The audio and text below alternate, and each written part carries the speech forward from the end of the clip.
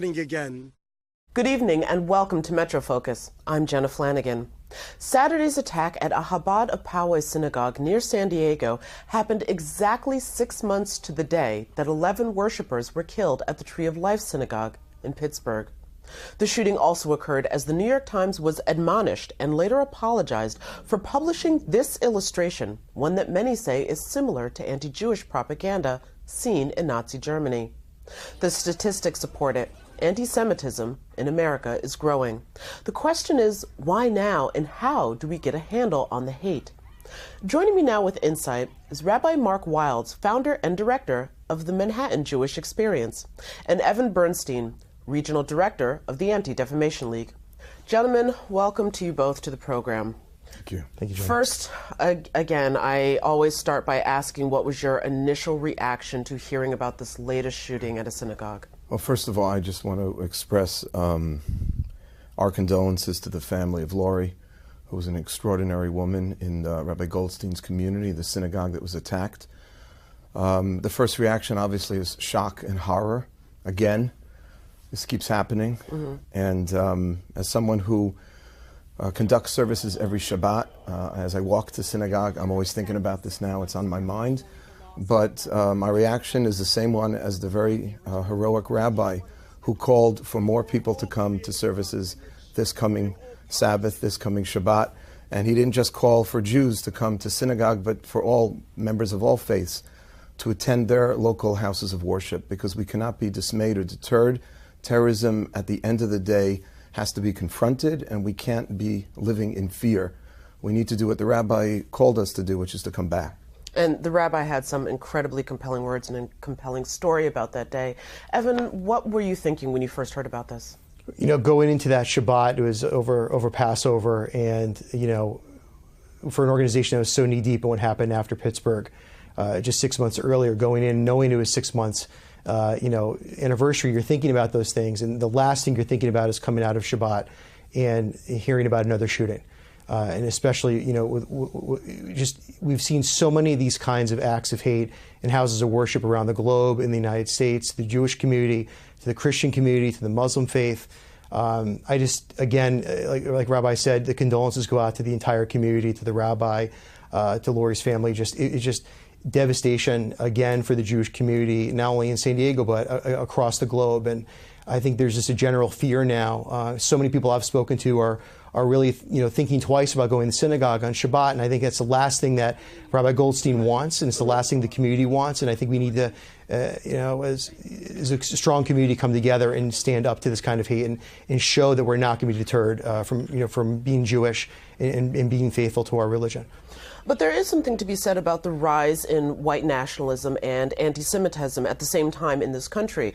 As I mentioned in the lead, there was a very unfortunate, I don't even know, disgusting image that was published in the New York Times. And that seems to be feeding into the same sort of narrative as it's becoming, I don't want to say normalized, but we're seeing it more and more. And so I'm wondering for both of you, where are you seeing the American zeitgeist, for lack of a better description, around the subject of hate? Yeah, for the New York Times to publish, both in print and online, a cartoon like that of the democratically elected Prime Minister of the State of Israel, whether you like him or not.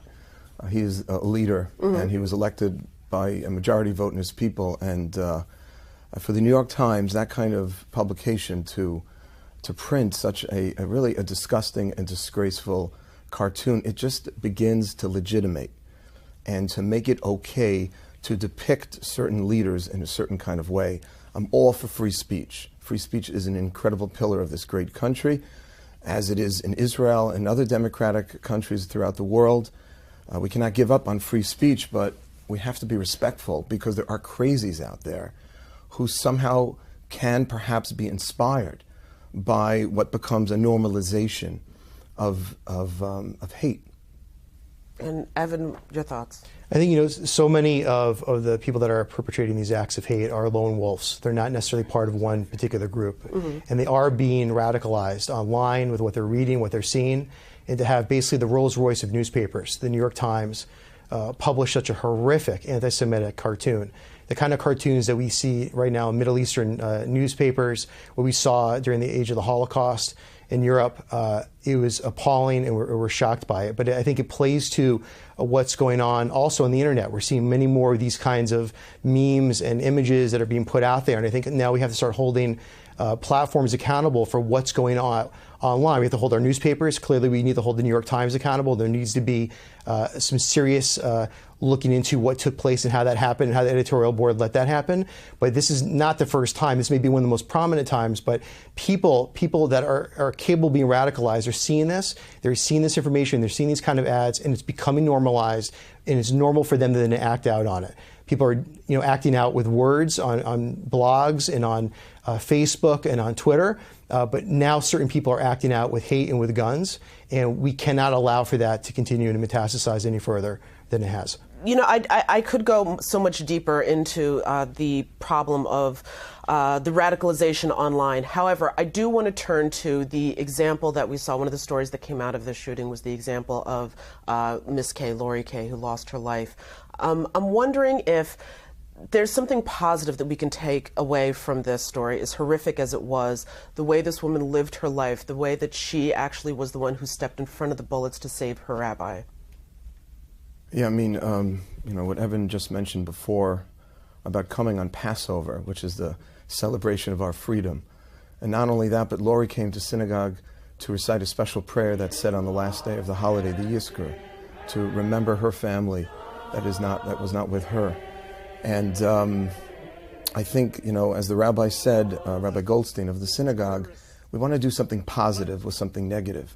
We want to react. In Judaism, theologically, we don't pretend to have all the answers for everything. Mm-hmm. And one of my teachers, the late and great Rabbi Soloveitchik, used to say, when something bad happens, the Jew doesn't ask why, because sometimes that's an exercise in futility. We don't really always know why, but we always ask what. What can we do with the situation?